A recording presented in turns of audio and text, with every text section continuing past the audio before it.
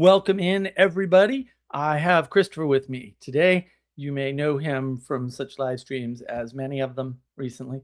Um, and Christopher wanted to sort of dive into an exploration of subversion. And I assumed that although I'm a super technical person and an expert in quote version control and release engineering, that he actually did not mean the software tool Subversion, uh, which would be considered obsolete anyway.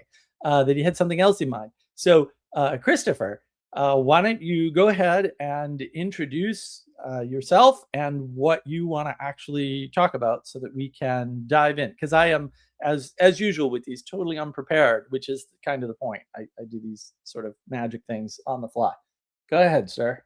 Yes, I am Christopher. I am sort of I don't know, stowaway on this pirate ship enterprise here. So that's one way to introduce myself, I guess. And yeah, on the topic of subversion, I was thinking of coming at this from several different points here.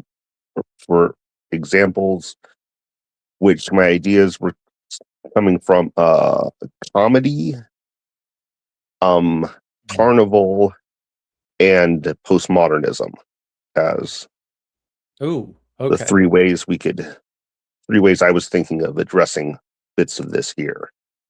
Okay. Okay. So comedy, I would assume, would be good subversion.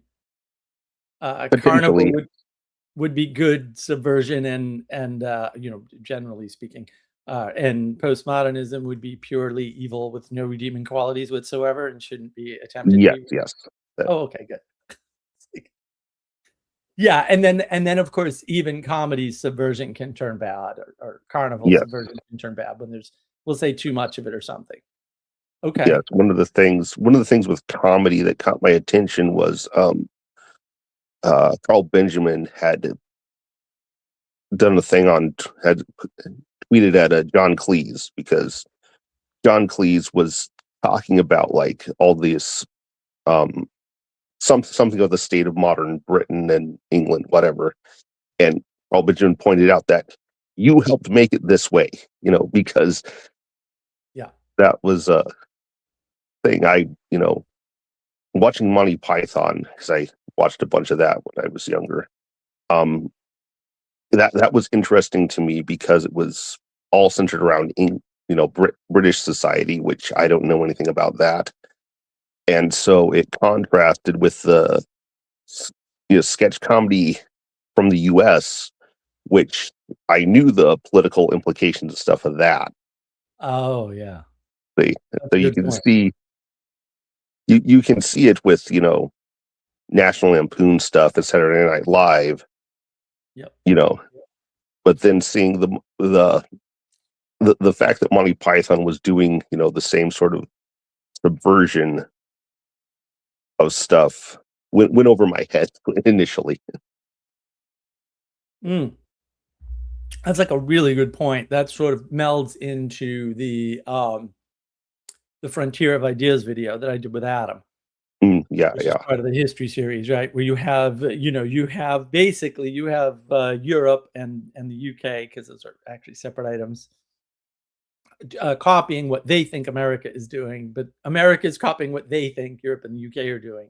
And yeah, that's a really good example, actually, of that happening.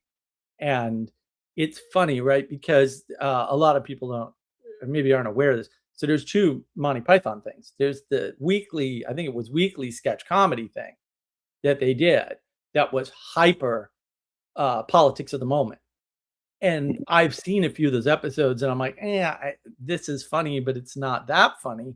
But when you watch somebody from England, back then watch it, they think it's hysterical, and they're laughing at jokes I don't get, obviously, because they're hmm hyper specific to the time. Um, Whereas, yeah, you do National Lampoon or whatever, and you get that sort of sense, and any sort of careful observer might have noticed up front that Saturday Night Live and National Lampoon were basically just using a dualistic trope of all Republicans bad or all conservatives bad, right? And Republicans, conservatives, and people who go to, we'll call it a mainline church, are all the same. And it's all the same thing, right? Like all conservatism is church going, all church going is conservatism, and they all vote Republican and they don't ever do anything else, right? And so all of their comedy sort of relies on that, and subverting that quote expectation, and that I think is downstream from the myth of World War II, which is Mhm. what the issue is, right? If the great evil is mustachioed dictator from the hinterlands, literally, uh, then Right. Yeah. then the problem becomes the tyranny of said dictator, even though that had nothing to do with what actually happened in World War II. And so when you get that confusion from the myth of World War II, the obvious trope that you have to make is structure bad, right? Freedom good, or independent. Independence is probably a better word. Independence good. Uh, Yeah. uh, Yeah. I think that's and that I think is valid in terms of what the quote subversion of that level of comedy was at the time. And I think you're right. So you have this highly hierarchical structure in England, which is the vestiges Mhm. of the empire, which was, basically the empire was destroyed as the result of the Great War. Acts 1 and 2, because Act 1 did a doozy on the British Empire. Act 2 was just a final nail in the coffin sort of a thing. And that's our fault. Like that's the US did that. Like, it's like you, you know, yeah, England had the control, but the reason why they gave it up is because they owed us an unpayable, backable amount of money. Like they just didn't have the money, and so they kind of had to do what we said because they owed us money and we weren't going to forgive the debts. And which was interesting because that was the problem that was created by the first act of the Great War, was unpayable debts. This is what caused the Weimar Republic, right? And so, Mhm. well, you guys Right. kind of Yeah. like invited mustache dictator in. Like there was no other way. Like that wasn't going to end any other way. Some people say like, well, had he not been there, the blah blah. No, no, that Mhm. you weren't you unless you eradicated the spirit of the German people somehow. And I'm not sure that's possible. Like that wouldn't have been possible person. Maybe there are other people with different opinions, but I don't think that would have been possible. I think even if you wiped out all the people, that wouldn't work. I think I think that spirit would go somewhere else, and then you'd have two Right. problems. Yeah. Yeah. So I could be wrong about that, but like that's just the way I see it. Well, yeah, So if you thought that if maybe you thought that the spirit of the German people was something that emerged instead of something that, emanated down, you might make that mistake. But, E exactly. That's how people don't understand emanation even a little bit. So you have this rigid structure that's set up, and then the people who will say, "Look, everyone's got limitations, and not everybody can think in 3 variables." Most people seem only able to think of 2 things at once. And they're not Mhm. equal things either, right? Like one's very well defined and one is just everything that isn't the well defined thing. That's the identification against. And most people seem stuck in that it's a duality. I'm sorry, there's two Mhm. items, therefore it's a duality. If people list two things and they say, I don't want to be dualistic, but they list two things, they're still being dualistic. They can claim to the contrary all day long.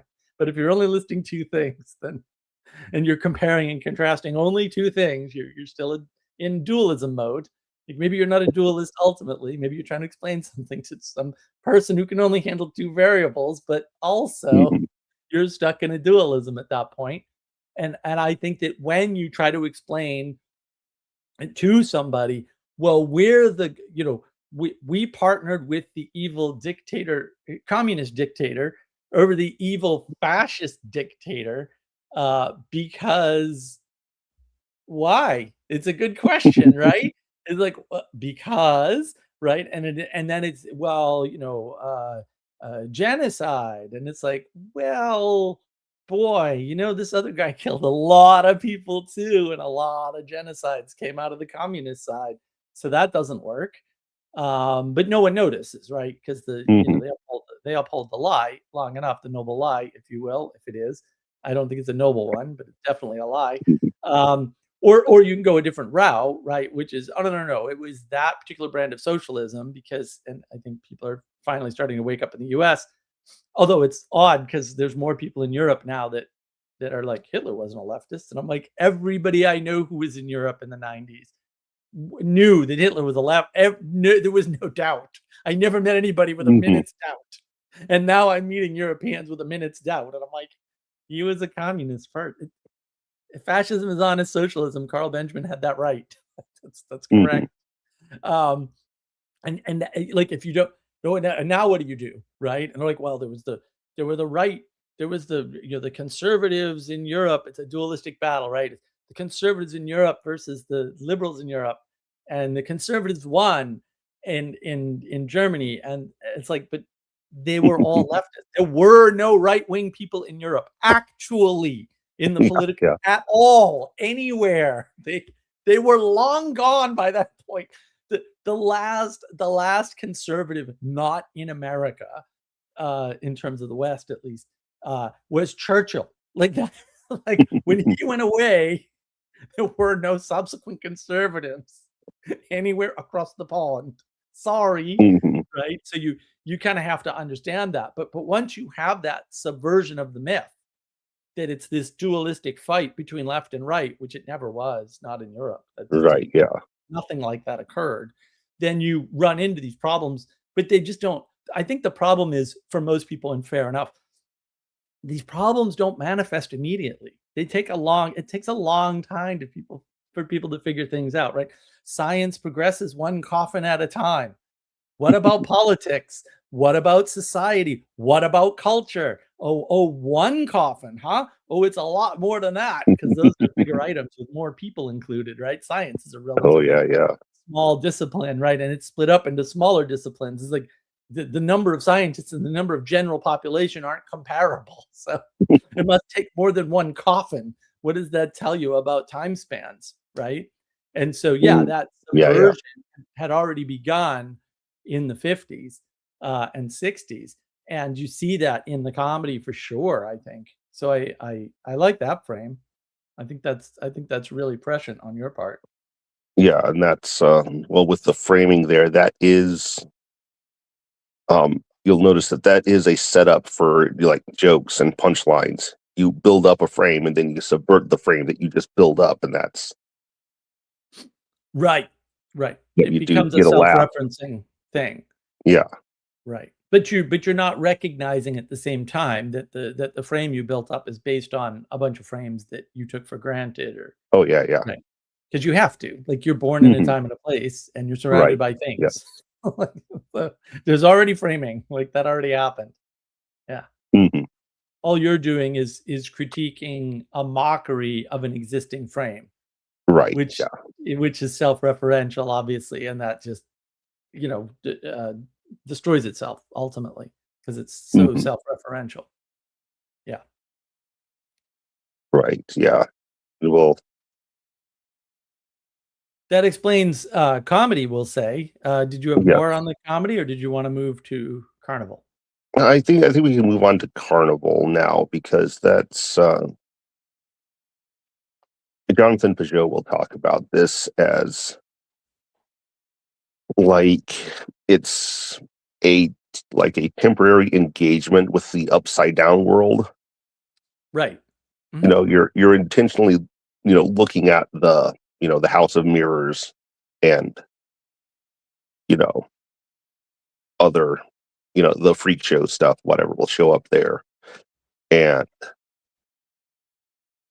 yeah, and that gives you and that's, something you do occasionally is the important part there. Right.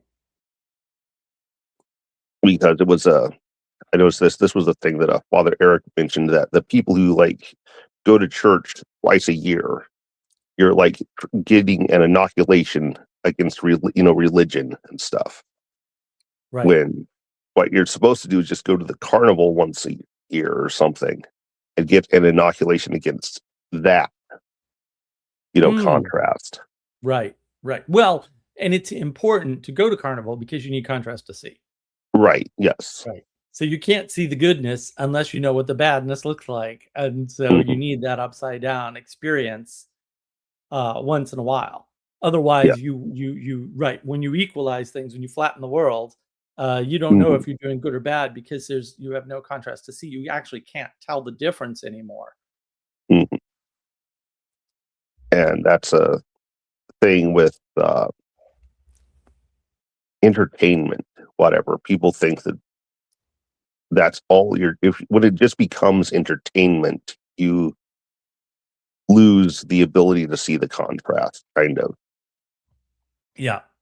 And, you know, that you lose, like, if it's just entertainment, then then the extremeness of the carnival becomes less clear, and you want to see more of it because it catches your attention more in the wrong way, maybe. Yeah, yeah, and we have a comment here from our good friend Gustav. I haven't really ever been to a proper carnival. Wow. Although I read about them all the time. Yeah, well, you need that. Yeah, you need that contrast. Lots of people can't appreciate the carnival either because they can't see the good. Yeah, well, to them it's entertainment only. And while Right, carnivals are supposed to be entertaining, they're not supposed to be only entertainment. There's right. supposed to be this engagement with a way of seeing the world so that you can appreciate structure, right? Because carnivals are very anti-structural. There was a big carnival that I don't know if it still goes on. It was called La Kermesse, the frog.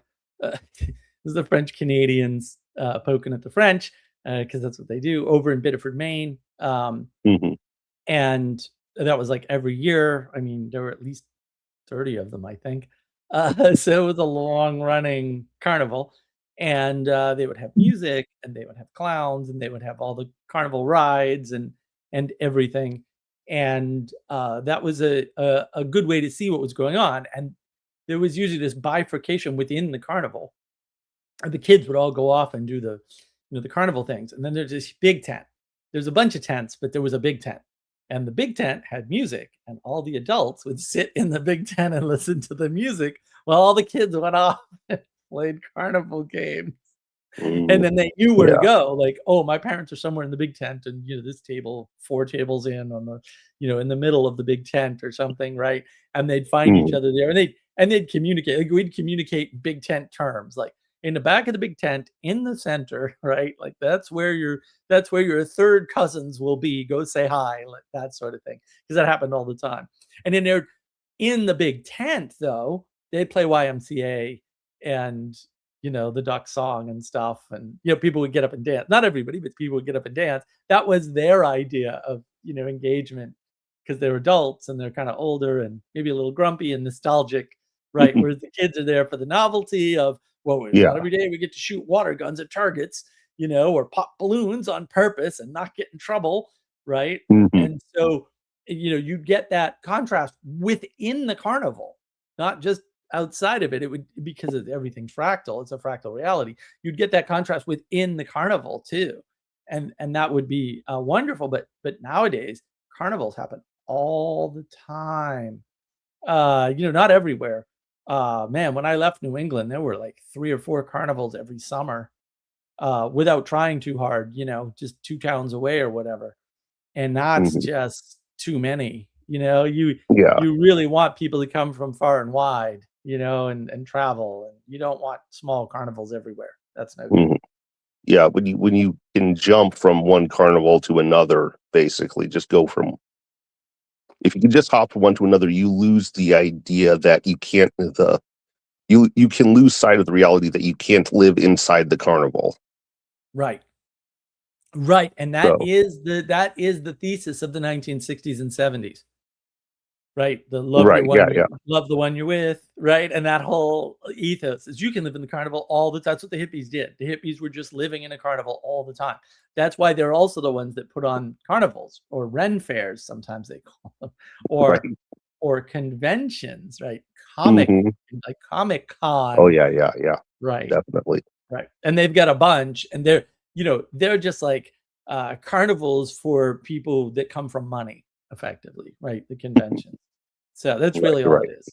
Yeah, and then all bitch like, "Oh, I don't have the $300 it's gonna cost to go to the convention and it's too expensive. They're all trust fund kids, every single one of them. They're just not.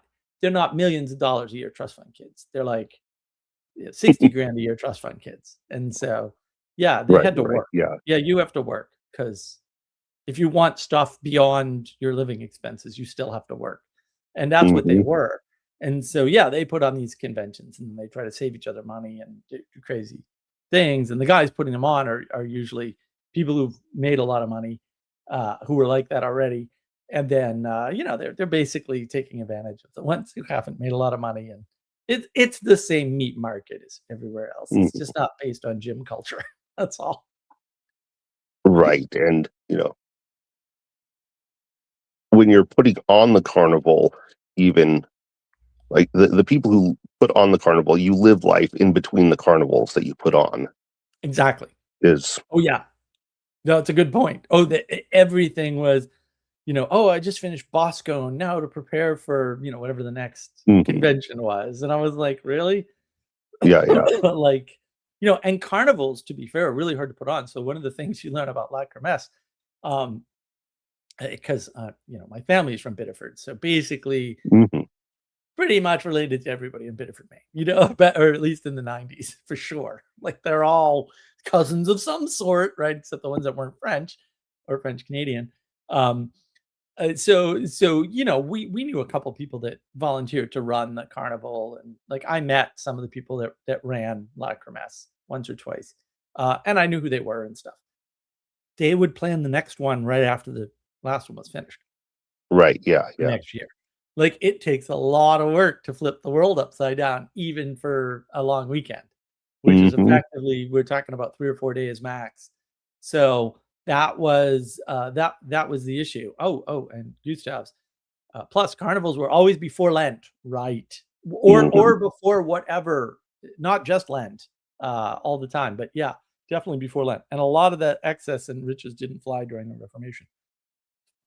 Yeah, well, I mean, the freaking Puritans in New England shut down Christmas, so Yeah, yeah. little psycho, just a little psycho. But there were some things they did not go far enough on, as my good friend Bruce will attest to. Uh, see more on a later video. Yeah, Yeah. someday Bruce and I'll we'll just tell you where the Puritans been horribly wrong and why we need some of that back. Um, Hmm. yeah, the carnival was a preparation for entering into deprivation, right? And you need to Hmm. do that. Like if you're going to do proper fasting, you feast first, right? It's feast and then famine, and that's what you're supposed to do. And so, Hmm. a lot of the carnivals and festivals are right after the harvest in whatever region you want to Right. go to, Yeah, yeah. right? There's a classic festival or two right after harvest, and then when you get multiple festivals, so like the Italians, the Italian Catholics who are all crazy by the way, they have festivals like all the time, like one every month practically, I think. And so if you went to the north end of Boston on the right day, you could get a festival day, right? And it was usually Hmm. just a day. And, they'd have a parade or whatever, and a bunch of silliness would ensue for sure. But it wasn't like a huge type of carnival. But a Hmm. lot of those were based around various crop harvests, right? In other words, Hmm. you'd feast on olives or grapes or whatever nonsense was being harvested in abundance, and then you'd go into a fast from everything, Hmm. right? And yeah, that's what they were based on. So they, contrary to what the materialists would have you believe, all of these religious things, as Taleb noticed years and years ago, and wrote about in his books. Read all his books; they're excellent. Um, these religious practices are based in what could be framed as a materialist utilitarian advantage pretty easily, and that doesn't seem to be by accident. It seems to be a result of distributed cognition through time or something Hmm. crazy like that. If only these people took their own ideas seriously, they could make so much more progress. Hmm. Yeah, that's the thing with the up here in Alaska, you have the state fair, Yeah. right at the end of fall kind of area where you have you have all the like the large vegetable growing competitions and stuff there, all the livestock competitions, because that's all that stuff has been brought in for the winter, basically, and you're Yeah. doing the big carnival They're as thing fattened as they're right gonna before. get.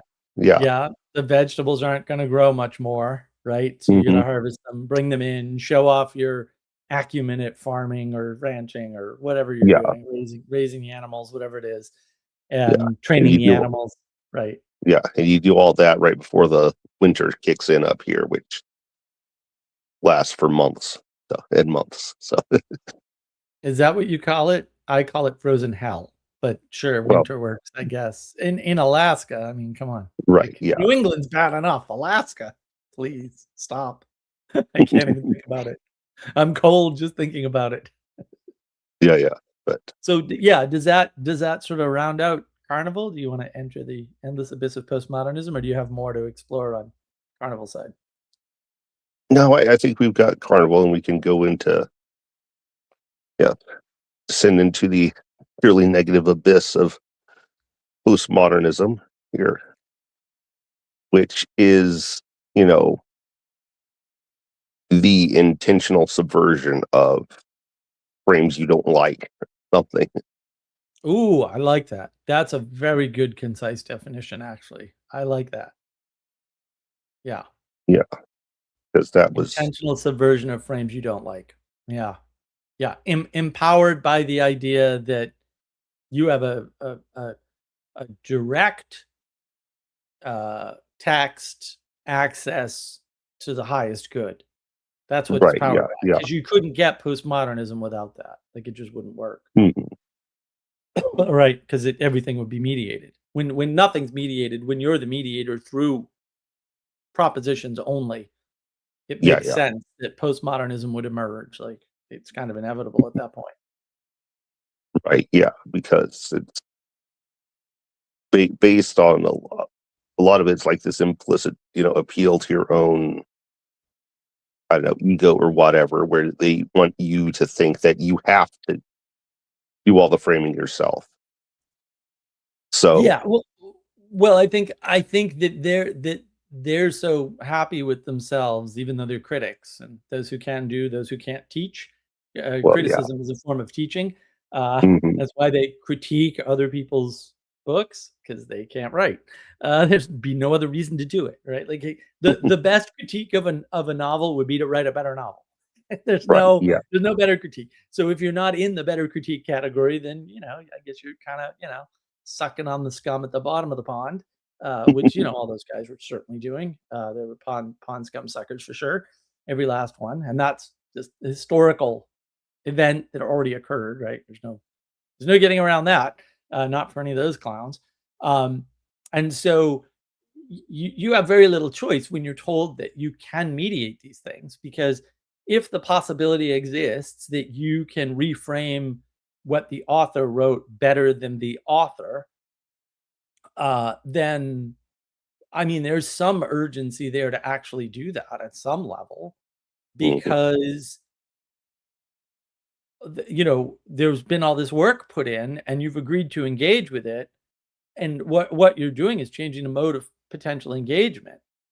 And so it's like, oh, I could potentially engage as a critic, right? Or as the author himself, like Death of the Author, right? It's like, but it really is that, can you? Like, is that a thing? Because that seems scary to me, right, yeah, you you're know, like like Jack London went out into the wild and wrote some of the greatest fiction of all time, which is way truer than most true things, we'll say.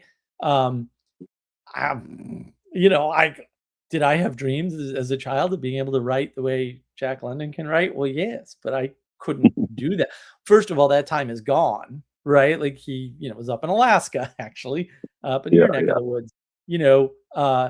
Doing dog sledding and delivering mail was a thing back then, and a real hmm, thing. So he wrote about that, and it's like, what? And he wrote about the mechanics of a town, and the mechanics of people in that environment. And if I wanted to quote critique that, which I never would, because he's just not wrong about anything. There's no point in critiquing somebody who's absolutely right on all possible points, which Jack London certainly was. because he was there, like he did this stuff, right? Yeah, You'd yeah. have to write a better novel, and you can't Mhm. write a novel about that time if you didn't live in that time without it being fantasy, basically. Which Mhm. and fantasy's a legit thing to do, although the fantasy genre is not legit. See, a Second Story YouTube channel. As much Yeah, as I yeah, that was it. dislike a lot of what she says, she ain't wrong about that. The history of the fantasy genre is as horrible as you can imagine, except way worse. So, Mm, yeah. yeah. But I could take the tropes um, uh, uh, from something like Call of the Wild, which is obviously the greatest American novel that could ever be written, as everybody knows. Um, and I could put the characters because there's a bunch of characters, even though it's centered around Buck the dog, in a modern setting, and I could tell a similar enough story. I mean, maybe I personally couldn't do that. I don't know. I don't want to make a claim because Jack London's pretty damn good. Like he really nailed it. I'm almost certain. I can't be 100%, but I'm almost certain that my English teacher in junior high, actually, Mr. O'Rourke, excellent Irishman, big thick guy. He's not very tall. Would not want to punch him. Like that would not go well. Uh, but I'm fairly sure he used that when he taught us that and there's only three stories, right? There's Mm, man versus nature, man versus man, and man versus himself, right? Which is an interesting frame to use. This is a frame I was taught, so I didn't know there were any mhm. others. It's, that one works, right? Because then that differentiates story from myth automatically. Bang! Oh, You yeah, don't even yeah, need to yeah. think about it. Now you know that myths aren't stories and stories aren't myths. You can just differentiate them immediately, no problem, right? And I tried for years to break that, like years. I was like, I'm gonna find out where he was wrong. He wasn't wrong. It was like pointless exercise and stupidity on my part. Like that's not wrong, especially if you realize that's the formula for stories, and stories aren't myths. That's why they're different words. Like, that's why they're different words. I think if you look on Twitter in particular, you're going to find this particular misunderstanding where people are trying to link two things together, even though they're completely different words. And I'm like, do you really not see what you're doing? But yeah. So once you have that framework, and then you can do a wonderful video. Like I have a video on story versus uh, myth versus narrative, right? And this whole idea that you have, uh, different layers Mhm. within what we would maybe refer to as stories or myths or narratives, uh, and that idea of um, engaging with things that are differently is something we've lost in the flattening of the world with the equality doctrines. Like we have Mhm. no concept that should be a thing. Like you can't treat a myth like a story, and a myth a mythos, which is probably the more accurate way to say it, has a bunch of stories, but they're all tied together by certain things in common, usually the same pantheon of hierarchical beings that are non-material or something. And maybe they can Right, yeah. materialize, right? But they're non-material, fundamentally non-material beings. And then once you understand it that way, you can relate the Greek myths to we'll say the Christian myths or something, or the Greek Mhm. mythos to the Christian mythos pretty easily. You can go, oh, whoa, Yeah. here's all the parallels. This is how it works. And if you did that incorrectly because you're a little stupid, like maybe your name is Joseph Campbell, you could come to all kinds of retarded conclusions because you're not differentiating myth and story properly, and Yeah, you're not and understanding that there are patterns and that those patterns represent reality, which is why mhm. they're consistent across culture. Like if you believe in objective truth and you're surprised by the confluence of different religious traditions, then did you really believe in objective truth? Because I don't think you did. Or you missed Right, something well about what that must say about the world. the problem people get into is that they think these patterns emerged Mm, because they think right. emergence is you. come up with the idea that emergence is good and that all these things emerged. And then, Right, right, then of course you can't tell the difference between all this stuff that emanated down because you're looking at it right. upside down, Right, and basically. then they don't have an explanation for where or how it emerged and why an Hmm. emergence would look the same, Yeah. because it doesn't make any sense, and I think the problem is because you're stuck in your personal private perspective. See my video. Hmm. Uh, lots of videos, lots of video references now. Um, you view the world middle out, see that video, right? And so you by yourself, you can't tell the difference. Just in the same way, I've said this Hmm. before, people push back, but actually, you do the math, guys. You can't prove that the world is round by yourself. It's actually not possible, right? You need Hmm. at least one other observer and one stationary object to do that calculation. So the calculation can be done. That's not that hard, but you need at least one other observer. There's no way around it. In other words, it requires a distributed cognition. You by yourself Hmm. cannot derive that the earth is round. It's not possible. As Jonathan Majot says, you live in a flat world. Yes, you do. You do. I do. Hmm. Absolutely. And that's very confusing for people, but it just shows you this is why the flat world's important. Because if you think of this slightly differently, like where did this all this flat world belief come from? Well, it's from Hmm. overloaded people wanting to look more locally. Because when you look locally, when you trust only yourself, of course the world is flat. Because if you're not trusting a Right. distributed Right. cognition, the world has to be flat. You can't prove otherwise. It's actually technically impossible. This isn't that hard. No one believes me, by the way, but try it. Go Right. ahead. Yeah. Yeah. I dare Yeah. you. I know how this ends. I've watched people do Hmm. it for decades now. It ends the same way. They're just like, oh my goodness, right? Um, and there's seeming exceptions. Like, well, you could go up in a rocket. It's like, but you can't build a rocket by yourself that you can Yeah. go up Yeah. in. Right. Yes. That requires a lot of cooperation. Hmm. So no, and the guy that tried, by the way, he killed himself. So it's Yeah. Yeah. a good idea. Don't try to build your own rocket to prove the Earth is round. It wouldn't be proof anyway. And the problem with proving things to yourself is that that doesn't convey the ability to prove it to anyone else. And so if you Hmm. live in a round world, right, and everyone else lives in a flat world, well, you've done yourself no good whatsoever. You've actually made life Hmm. harder for yourself. That's it's you're not making it better, but you are making it worse. So don't do that either. Yeah, Right. that's the Yeah. amusing part to me anyway. It's a then I'm amused by what other people would consider cruel things. So, oh well. I'm a truth guy, so Yeah. Well, that's you know, at that point, you're stuck with the postmodern problem of having to frame everything yourself because you're excluding things that aren't your personal private perspective. right.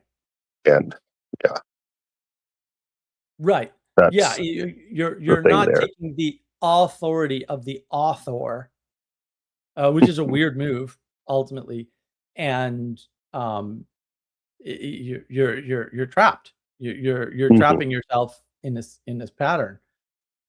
Gustav's, yes, proving to yourself means you are already out of your depth. That's a good point. I didn't think of that. Hmm. That's a very good point. Also, RJ, music festival is the modern carnival. Yeah, it can be. It can be. It's interesting. So I'm on a new drug regime that appears to be working because I was scrolling through Instagram, and Instagram for me has a lot of Tool clips, and I love Tool. And I was Hmm. totally feeling Tool today, which I haven't done in Uh, months. And I don't listen to it on a regular basis anymore. It used to be pretty much I got in the car and Tool was playing. I was in the house and Tool was playing, or Metallica, or whatever. Always this high tempo, high not always, but a lot right. of the Yeah. time, Yeah. most of the time, right? It let me get a tremendous amount of work done. The fruits of which all got stolen, of course, but some good that did me. So the engagement with that, it's a cheap, quick enchantment. That's the problem with that stuff. And Hmm. the postmodernism is a quick, cheap enchantment. because Yes. it puts you in the position of not having to do the hard work of sitting down and writing an article, because you can just take an article that somebody else wrote and reinterpret it. And Hmm. to some extent, the Symbolic World Summit was, look, I loved almost all the talks. There was only one talk that was complete word salad by somebody who's should be in a salad. Um, but other than that, the talks were pretty wonderful. But there was one theme among the talks that we'll say weren't by Jonathan Peugeot. And Richard Rowland avoided this to some extent because he's, inner circle guy, Hmm. right? It's part his project now. Right. But Right. there was this tendency to take their points from other areas and try to fit them into, how does this fit into the cosmic epic, right? Which is a Hmm. very right. And then they're all trying to redeem postmodernism. And I was just like, oh my goodness, you're trying to redeem postmodernism because that's what you're in the process of doing. You're in the process of reinserting or inserting your own narrative into a larger narrative that isn't yours, that you didn't make and have no control over. That's kind of funny. Right. Uh, Yeah. you I mean, and I'm not like super opposed or anything, but it's very Protestant evangelical in my mind. It's very much like, we're going to redeem the thing, and then we have to redeem the mechanism that allows us to redeem the thing. And it's like, no, you don't. This is all Right. Yeah. completely unnecessary. You could, if your work is good, and I would say all that work was good, actually, with the one exception, Mhm. it'll fit into the cosmic epic. Like, you don't have to put any work into Right. that. Yeah. Yeah. Yeah. Why would you? It makes no sense. But they did, and that, it was a forcedness to it. Still Mhm. support all but one of those conversations. And the yeah, it was Yeah. just weird to me. I'm like, I see this pattern. Why don't you guys see that? And there's because they're doing symbols and not patterns. And fair enough, you need both, but also you need both. You can't just look at the Mhm. symbols. Symbols without pattern is called chaos. That's what happens. Right. Right. I mean, as far as the symbolism, I think what you're looking for with that is like many to many connections between things, and Yes. you Or need a one to many. pattern. Yeah. Yeah. Yeah. And well, and to see that, you need the patterns to see that Right. because I don't know that you need the patterns to see it, because you'll just get stuck in the patterns. I mean, that's the so if you let's suppose you take something like a Tool album cover, which is a very interesting thing, right? They've got their own unique okay. Yeah. Yeah. artwork, and you can just pull anyone up on the web. It really doesn't matter. They're all actually pointing at the same thing. Don't tell anybody. Uh, right? It's the difference between that and looking at an actual icon, right? From the, say, the Orthodox tradition. Um, you enter the icon, you enter the pattern, because the Tool artwork is icon. It's just not good icon necessarily. I'm a huge fan of Tool, by the way. Still, it's not. I'm very careful with the artwork. You won't find Tool album covers like visible in my house. That's not how we roll. We listen to Tool. Do not engage with artwork from Tool. We don't do that. Mm. Not never, right? Because Carnival, right? Oh, okay. I need this contrast. Yeah. Whatever. Yeah. It's fine. And some of the artwork is, amazing, right? And some of the videos are amazing, especially the ones with artwork in them that combine the artwork. But and if that's like shadow exploration or whatever, Jungian shadow, fine, sure, whatever. Yeah, go listen to 46 and 2 a little bit better after listening to Peterson, right? And the whole song will change for you. Or you're doing something wrong. You're not the guy. It's fine. But when you realize the difference, so you're going to get stuck in a pattern. The question is, what is the pattern you're going to get stuck in? You Yeah. won't Yeah. see Yeah. that pattern. Like, most people will never see a pattern ever at all of any kind. I remember the first time I kind of discovered this, we'll say consciously, or became aware of it rationally is probably a better way to say it. Um, I was in high school, so I had just gone. It was my sophomore year of high school, because I had just gotten into Lowell High, which was the public school. I had been in private schools in the junior high and freshman high school. So now I'm in the public schools. And um, I started to watch what was happening in the lunchroom, and I realized that people would get up from the lunchroom and move outside on nice enough days when it wasn't raining at almost exactly the same time, like within a 7-minute window, like, and it was like a 7-minute window. And I was like, well, that's fascinating. Um, and so then I would watch some of these groups and sort of figure out, like, is this a structured thing that they've planned out, or, like, what's the mechanism? There's no visible mechanism at all that you can discern. Like, it's actually not that, like, I did the research, like, it is not there at all, at all, at all. And so I was just like, wow. So what I did was, I was stuck in a very bad pattern for sure. But I was trying to, what was I trying to do?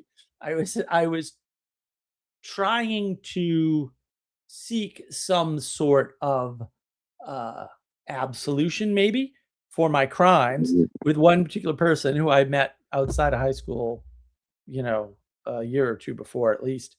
And so I would go out 3 minutes before she ever went out and stand at exactly the spot.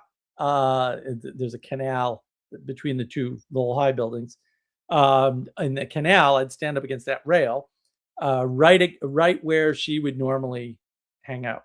So she'd have her back to the lunchroom and be staring straight out at the canal, basically. So I would always be in front of her, basically. So I figured out how to manipulate that, and that worked. It worked brilliantly, actually. I mean, it didn't give me my absolution because that was stupid. I had no idea what I was doing there. I was definitely stuck in, any number of patterns. Who knows? Um, but y- she didn't notice that about herself. You know, I could tell her today, oh, I think it was 11:15. I had to be out there by 11:12. So I'd be out there at 11:12 every day. I'd get up at 11 from the watch, because I had a watch. I was obsessed with my watch. Obsessed. The watch ran my life for sure. Um, and so what ended up happening was I had this whole, like, I had everything planned out. Like, I could tell you, it would, if you had a class in this classroom, in that classroom, exactly how long it should take you to get from one point to another. And then I'd tell you exactly how long it would take me, because I just moved quicker than other people. I've always moved quicker than other humans. Uh, so, and I had a methodology, like, do you take the bridge? Because we had a gerbil trail bridge between the buildings, or do you Oh go yeah, around the outside of the canal by the road? Right. And so I had all this plotted out, not in terms of distance, in terms of time. right. Yeah, yeah, Because when I was young, I had actually an infinite amount of energy, and the distance didn't matter, because if I could move fast enough, because there was less traffic around the canal outside, right. uh, then I would go that way every time. I didn't care if it was shorter to take the gerbil tube. Gerbil tube was usually clogged up with morons who weren't walking very fast and were in my way, Right. which Yeah. is how I, to some extent, unfortunately, still view you humans. You're just kind of in the way all the time, and move, move. What are you, dogs? Dogs will always stand in front of you while you're, get out of the way. I'm trying to go this way. Like, you're like, what are you doing? Anyway, let's catch up on comments. Music dude 246 RJ. Subversion points to a greater time frame. I mean, I think that's a side effect. I don't think it's a pointing per se. I mean, I'll allow it, but also I don't think it's a deliberate act, conscious, i.e., an untracked variable is at play. I would say an untracked system is at play, with a number of variables in it. What subversion does that suggest about the poetic intuitive, more importantly, the vice versa? Well, I mean, there's a lot there, actually. Yeah. Oh, what does subversion suggest? Yeah. What does it suggest? I don't think it suggests anything. I think that the reason why you think you can do subversion is because you think good and evil are equal, or good and bad are equal, or positive and negative are equal, right? That the world is symmetrical, and this is symmetry is baked in somehow. I've never bothered to figure it out because I, quite Mhm. frankly, don't care. But it's baked into equality doctrines. All the equality doctrines have symmetry in them, even though it should be Right. obvious to everybody. Like even the retarded physicists figured out, like, hey, wait a minute, there's more matter than antimatter, but that shouldn't happen according to our math. Yes, the world is a symmetrical genius. These are the people we're entrusting physics to. Great. Where's no hope? Society Well, has that's no the hope at that point. So yeah, this gets even the into the physicists have figured out asymmetry. It's important. yeah. Well, this gets into like the like gaming or game board like Yeah, concept here, where yeah, if we're playing a game, you can subvert the game by flipping over the game board and just scattering the pieces. You can, and that's right, right. if people get stuck in a sort of game playing mindset where they're looking out for something like that. They think that, and they think that something coming to upset them is an emergent thing from underneath. You know, Right, right. Well, but and you also have to have expectations about the game and the world. mhm, And so this would fall under my video game reality problem, where you think yeah, yeah, reality because you've just played so many video games, you've been involved in so many video games, any kind of video games. I'm not talking about specific types, mhm, that you get the impression that because you're the one engaging, and you always leave yourself out of the equation because most people do that. Um, you don't realize you're choosing when to engage and when not to.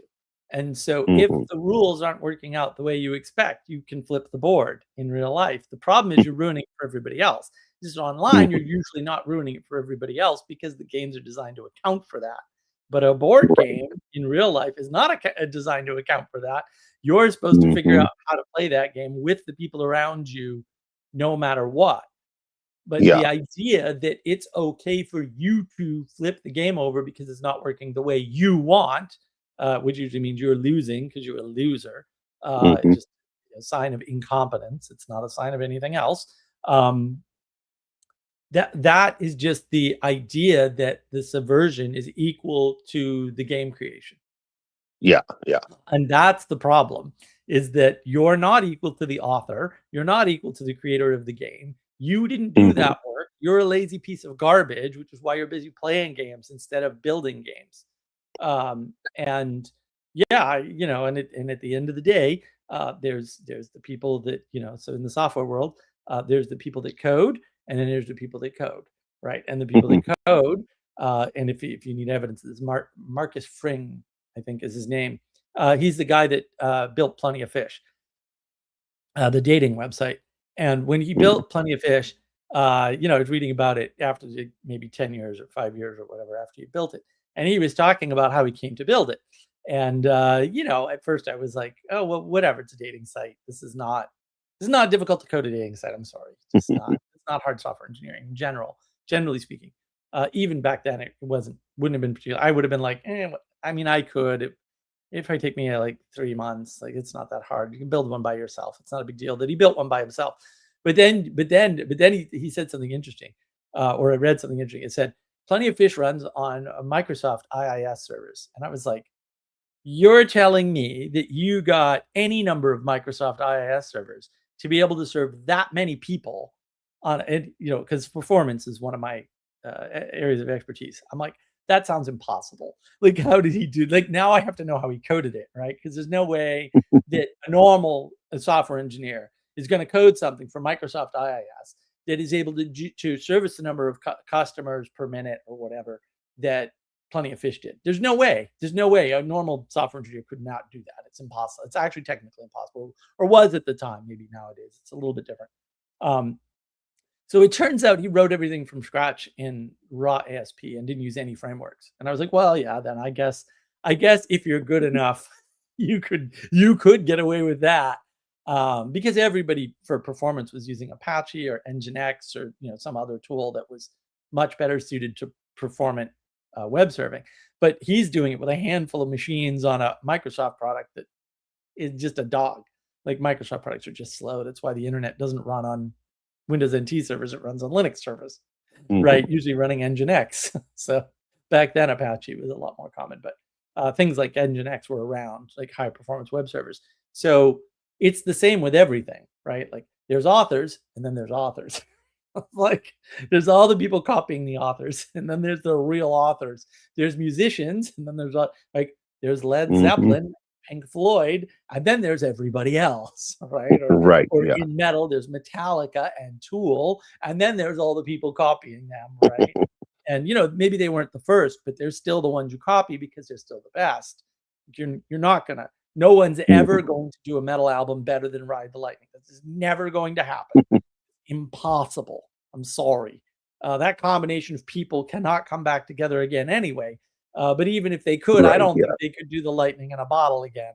'Cause that's, talk about transcendent music, right? So in all the domains, there's the people that are really good at instantiating the pattern, right? And then there's everybody else who's caught in the pattern. Like I listen to Tool. I am not a Mhm. musician. I'm not going to be a musician. I can't even play an instrument. I've tried. There's good reasons. I understand what they are. There are also things I cannot overcome for various reasons.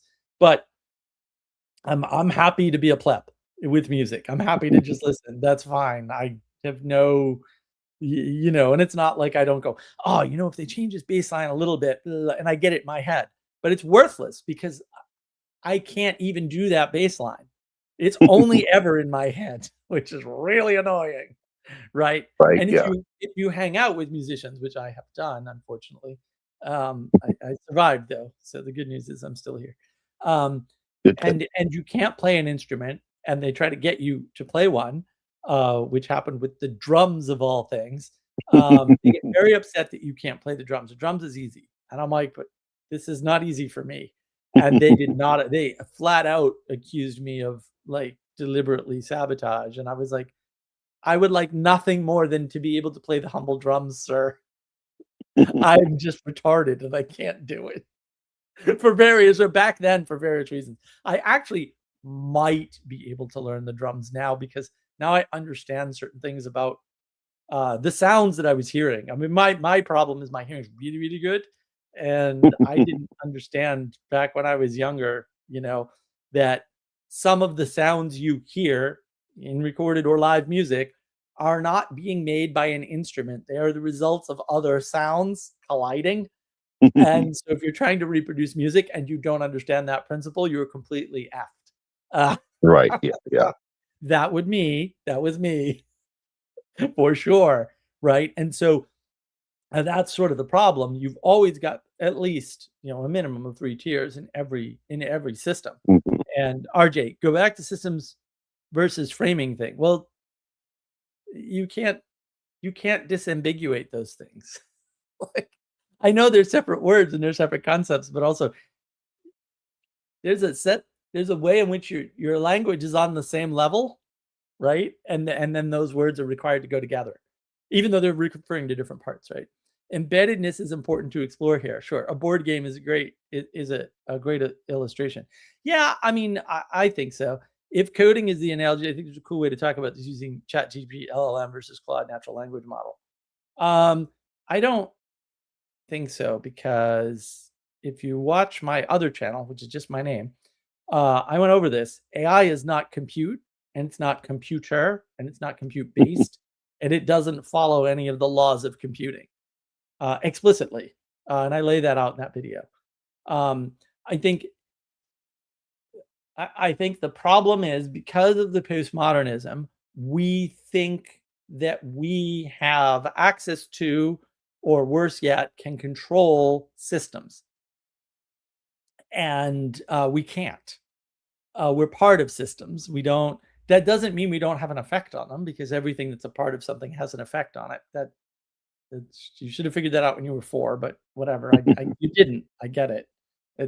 I get it. Like it's not great, but I understand it. Um, but the problem that the postmodern ethos, because it's an ethos, well, it's a spirit, right, Mhm. creates is this idea that you have way more control over things than you do. And that control is facilitated by a competency level in the realm of something called intelligence, right? And this is why they talk about consciousness, right? Because the problem immediately emerges that it's very clear that not all people have an equal intelligence, even though we may want them to, or we may try to make them by educating them or some other nonsense frame that doesn't make any sense. See my videos on education. Yes. Um, right. And so what ends up happening is you end up in a world where you've given a bunch of people the expectation that A, they are intelligent in a way, right? B, education can give them somehow more intelligence. And C, that will unlock a level of control of the world for them that they see in the world enacted by others, right? And so, and this is still going on today, right? Mhm. Case in point. Well, if Elon Musk were smart, he would, right? I'm smarter than Elon Musk. And I never argue with those people about their intelligence. I mean, if you think you're smarter than Elon Musk, your intelligence is very low. I'm just going to tell you right now, it's very low. I'm sorry. But I never argue with those people. Instead, I say, Mhm. okay, but are you willing to sleep under your desk at work? And they're like, oh my God, I'd never do that. I'm like, then you're not going to be Elon Musk. Just drop it. Who cares if you're smarter? If you're not willing to put in the work, it doesn't matter. Right. And so they don't understand the system that enables Elon Musk to be the potentially wealthiest man in the world, at least on paper, by stock value or something that may happen. Yeah, It yeah. probably will. That system that he is embedded in, he is also moving because other people are trying to copy this. And Mhm. this is the move to uh, uh, uh, average recurring revenue, ARR, is a measure of business success or business competence. It's not. Don't do that. Like, it's very dangerous. That's you want a bubble. That's how you get bubbles. You measure the wrong thing and use it as an exemplary way of moving the world. Mhm. Right. We're all going to get the best ARR ever. Right. While you're in debt and can't make that money back no matter what you do. Amazon. Right. Never make the initial investment money back. Um, it when you realize that's part of a system and that there is an embeddedness in that system that pre-exists you, right? Like, you're already part of any number of systems, Mhm. but maybe you can opt out of some of them, which might be the thing to do. I'm not advocating the Benedictine option. I think that's retarded for various reasons. One is they don't know what monasteries are, so that's usually a good sign that don't engage with people who don't know what they're talking about. Right there, right off the bat. Um, I think the issue becomes postmodernism allows you to believe you're stepping outside the system and believe that you're critiquing it because you can see parts of it from within it. And those are different things. And then Mhm. because you can see it clearly, you can correct it, even though you're probably not competent to do so, even if you were given the control to do so. Right. And this Mhm. shows up this used to happen in my consulting all the time. I would go into these companies and their main problem would be they let a developer or a manager or a video on YouTube about the wonderful success that Adrian Cockcroft had at Netflix, which is a complete lie in so many ways, convince them to change their business process. And so they would change their business process to follow Netflix. And Netflix has done more to destroy businesses, particularly software businesses, but not only software businesses, than any other company could ever do in history, for sure. Because people are following the Netflix model and it just doesn't work for what they're trying to do, banks in particular.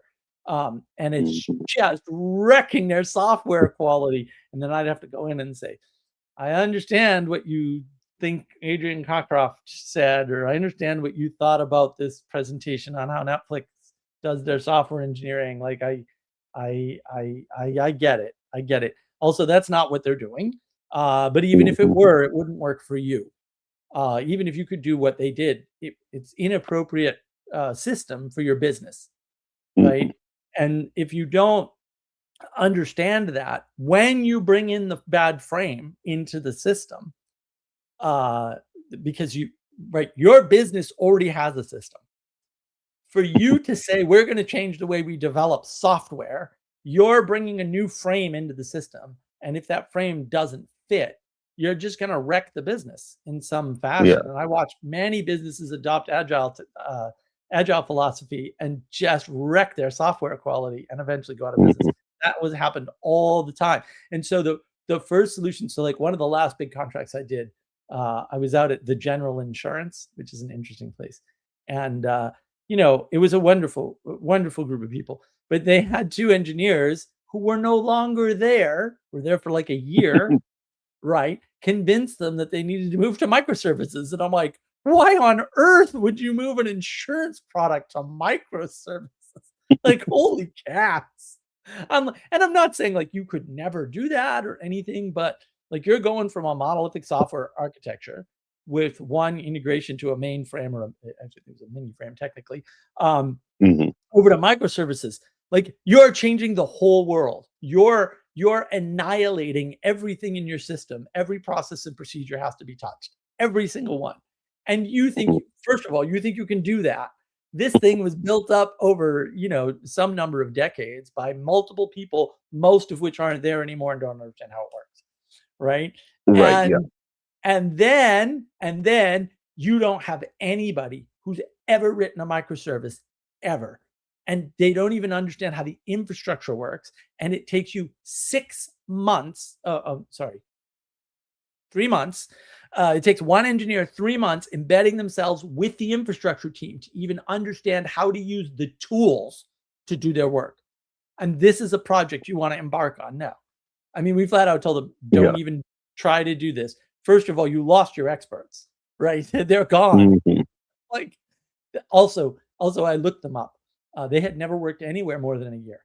How many projects do you think they successfully implemented? Zero. That's how much. There's no way Right. you're moving somebody to microservices in under a year. That's not Right. Yeah. happening.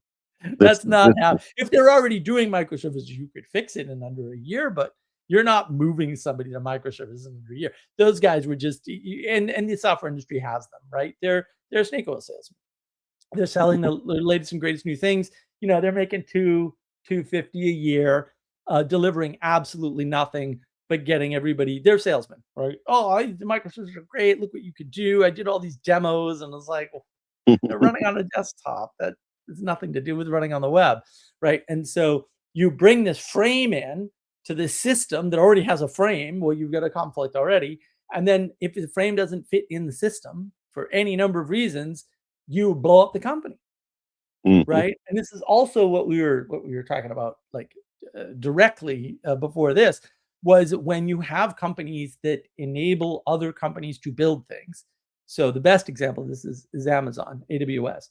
So Amazon makes, I mean, I don't have the latest numbers because I don't care. I know how this story ends. The Amazon 75% of their entire revenue stream used to be AWS, used to be cloud services, right? Not their retail. Their retail sucks. It doesn't make any money. Um, when you have something where you can build your own cloud services, you have fundamentally the pieces to build any framework you want, right? So if you start building framework, and Agile sort of encourages this, Agile software development methodologies, if you start building your framework without having a system in place, you end up with an adversarial relationship between you, your vendor, your system, and your frame, right? And so they're all conflicting, right? Not completely or anything, but definitely over time they will all conflict. And so you'll have to start realizing and managing that set of decisions, which is foolish, right? If on the Mhm. other hand you come in with a system like, oh, I know what business I want to do. I want to find insurance quotes for people that are cheap, or like I want to run a kayak clone or something. I like kayak. It's pretty cool. Well, okay, right? But now you still have an adversarial relationship, right? So you use the system, you implement some number of frameworks. Those frameworks do whatever they're going to do, right? Mhm. But usually frameworks, especially in software, conflict a lot, and so you have to be careful. So the longest project I was on for Boston College, where they were trying to replace the mainframe with open source stuff. Their framework had 3 database connectors. So three different systems to talk to the database. And they were calling each other which caused a big fat memory leak, which was ridiculous. And I tried to explain this to them, and they never got it. Took 2 minutes for the machine to make a database request. It would make a request, we get a response. 2 minutes before it made the next request.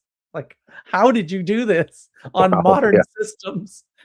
Like, I could write this faster on a freaking 286, guys. Like, I don't even know, Well, which I've done. So, like, I'm just gonna tell you, I've done this. It's not, nothing should be that slow ever on modern hardware. We had high-end hardware. This is business class, servers.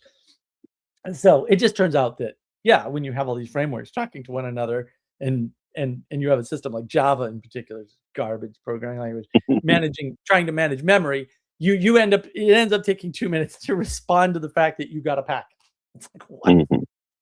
You got a data packet, and it's taking you 2 minutes to figure out that you got it, and should take, you know, 2 nanoseconds or something ridiculous, right? I mean, it shouldn't take that long. Mhm. So when you end up with frameworks that don't match systems, because frameworks go within systems, you can't really differentiate them, in that you can't swap the frameworks. You can't do that. Mhm. Sometimes you can, but like you have to know that the system constrains the frameworks, and the frameworks add constraints to the system. And they both need constraints, obviously. Otherwise, you don't have a framework because you couldn't define it. And obviously, you can't let the system do whatever it wants, a la Amazon Web Services, their cloud development system. You can't let it do Mhm. whatever it wants because it'll create security holes for you automatically. Right, Mhm. right, Yeah. or Yeah. worse yet, it'll allow people to get into the system as root. Right, uh, right, which isn't necessarily a security hole. Like, it could be, you just allow everybody access to the data. I mean, it might fall under the rubric of security. But you also might allow somebody to automatically get all the data out of your system without realizing that it's all available somewhere, and then duplicate your system and do it cheaper, right? Because all that Yeah. stuff Yeah. is possible. Yeah. So that's the problem, is because we're living in this flat world, we see frames and systems as equal when they're not. Like, they're codependent, and then we make up new words like reciprocal so that we can talk about the codependency relationship. And I'm like, I'm fairly sure we had better language in the past. I don't know why we're And well, that ever this reinventing. does get into the problem that you mentioned with the frontier of ideas, and what patterns are you copying with, or trying to Right. copy, that you don't understand. And Right, and what system are you in? So yeah. there's a fundamental concept, conflict between continental Europe, the United Kingdom, and the Hmm. United States. And that fundamental concept is that they're running on 3 different systems of governance, right? Completely different. There's no overlap between these systems. Now they've adopted the frameworks from one another because you have to start somewhere. So, right. So, our legal framework is basically just an extension, but it is importantly an extension of United Kingdom or English law, actually, Hmm. directly. But the English system is not based on the continental European idea. Like, the continental European idea Hmm. is that all rights are bestowed on the people from the king, right? And the thing that bestows the ability of the king to bestow the rights is bestowed upon the right is bestowed via the right of kingship by the bishop or pope crowning the king. Hmm. Explicitly, this is the way it worked until Yeah. recently. Yeah. Right? And so you have the hierarchy, right? The moral authority gives the legal or governance authority. Hmm. Uh, the okay, right, emanates from the moral to the government in this case, or governance process, right? And then that that king then builds the frameworks underneath, usually stealing from what worked in the past, because that's what you should do. You shouldn't reinvent Right. the Yeah. wheel. There's no reason to. Like Mhm. Cyrus the Great kind of had a good thing going on. The Ten Commandments, not a bad starting point, right? Um, Mhm. so once you understand that emanation was, why can't we go back to medieval thinking? Because you keep rejecting hierarchy, dumbass. That's the whole reason, by the way. There isn't another reason. There isn't. You don't need anything else. You just need to stop Right. rejecting Yes. hierarchy Yes. and realize that there is a hierarchy, and it starts with the moral order, and the church has the moral order, and it's not just any church. Like it can't be random church. Like that doesn't work because you can't invent the moral order for yourself in the past 100 years. Like Mhm. that's ridiculous, and it can't change over time, right? You can't say, oh well, we've thrown out certain components like Mary, uh because well, Right. Luther didn't though, so why are you? Calvin didn't, why are you? Right? And like obviously you don't have a stable thing, therefore it can't be a Mhm. moral authority, because the moral authority be the most stable thing, right? And so Yes. you can't do that. So when you have the emanation in the proper order, and then you understand there's different modes of governance, and what the countries in Europe are doing, and what United Kingdom is doing, and what the United States is doing is just fundamentally different, Mhm. and that they can't understand each other at all. Like no one really understands this, right? Because this is all papered over in the myth of World War II, where what's Mhm. actually happening is the spirit of the order that created the United States, which I think Colin Woodard is right in American Nations, where he calls it a federation of nations. That sounds like the Mhm. most technically accurate and precise term, right? Yeah. Uh, Mhm. that spirit is trying to spread, and the way the spirit is trying to spread is through this very Protestant, because we're a Protestant nation for sure. Like Mhm. that already happened. There's not much we can do about it. Um, Yeah. very Protestant ecumenical idea that is an Mhm. illusion, because we are a big physical place. It's all it Mhm. is, right? Like, oh, Right. if you can just kick out Roger Williams and give him his own territory and he can call it Yeah. Rhode Island because he's retarded, Mhm. then you don't have to fight with the guy anymore and you don't have to throw him in the stocks as Puritans. Fair enough. Also, that's not a sustainable solution. Like, I mean, Right. it might Yeah. work. It might work for 250 years, even. Who knows? Mhm. But it ain't gonna work for 500 years. And so, when does it break? And how does it break? And what breaks about it? And in the meantime, if people are trying to instantiate the success of the United States, Mhm. everywhere, or trying to copy it, and they don't understand it. I mean, first of all, we're a Protestant nation, not a secular nation. That's the Right. other Yeah. thing, like, kind of explicit. This experiment does not work without a common idea of God, period, end of statement.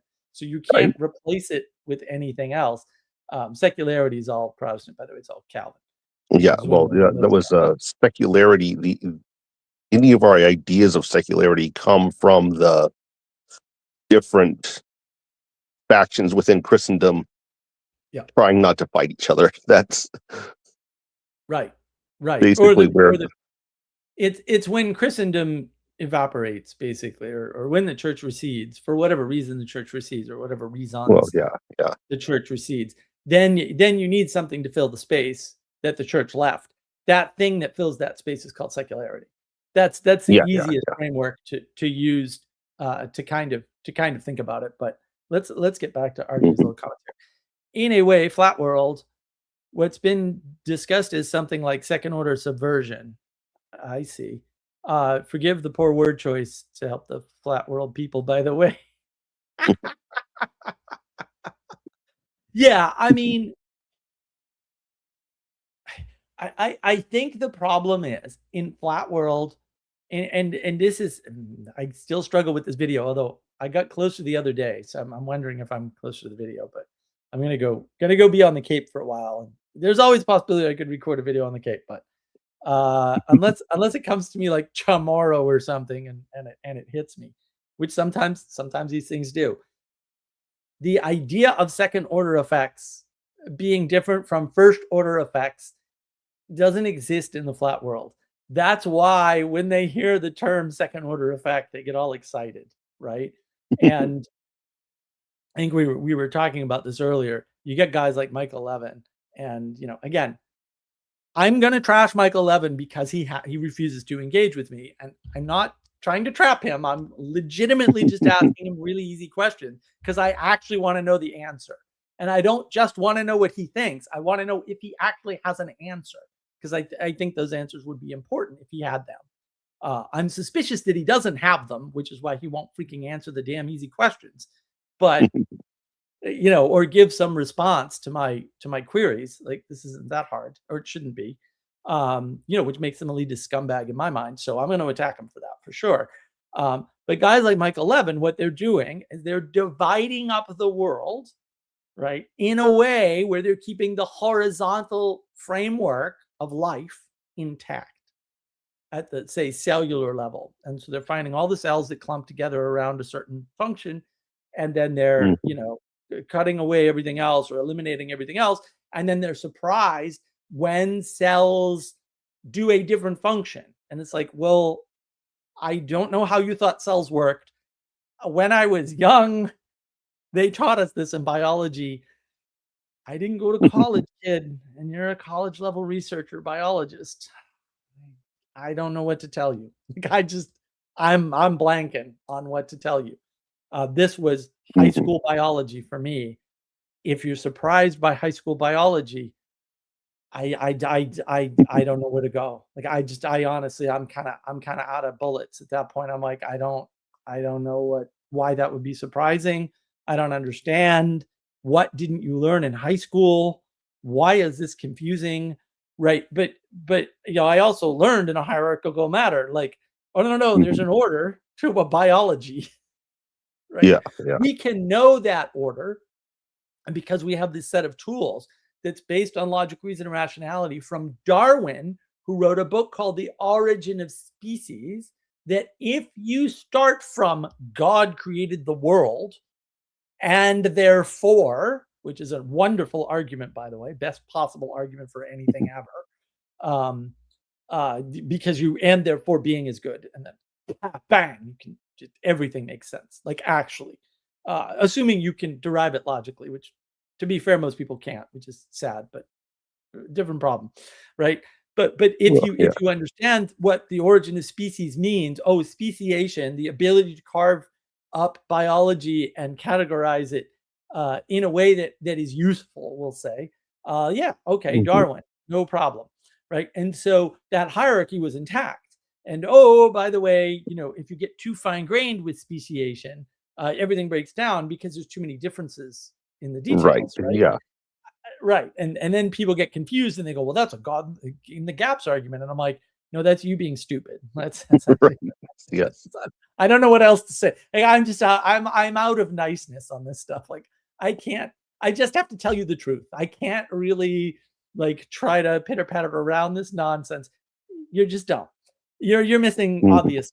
I'm sorry that you're missing obvious stuff. I wish you had had better formation when you were young. I'm grateful for the formation I had. Boy Scouts, 4-H, summer camp, karate.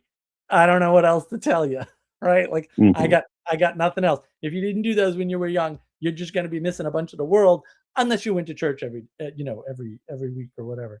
Um, you're just gonna miss hierarchical order and how nature works because you're not gonna have been exposed to enough nature. You're probably gonna have played too many video games or things that were emulating video games. Like, Mhm. I can go on my phone right now and I can have groceries delivered. I don't have to leave my house.